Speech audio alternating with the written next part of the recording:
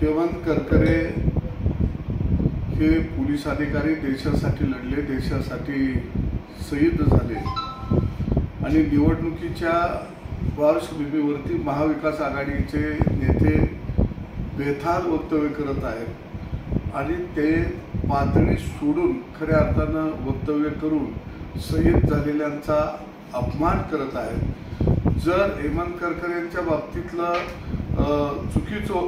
चुकीच्या पद्धतीनं काही घडलं असेल, त्यांच्यावरती समर्पित पोलीस अधिकाऱ्यांनी जर गोळ्या झाडल्या असतील आणि RSSशी संबंधित ते लोक आहेत असं जर वटट्टीवार आणि संजय राऊत जर म्हणत असतील, तर तुमचं सरकार आलं त्यावेळी तुम्ही काय आपू घेतलेली होती का?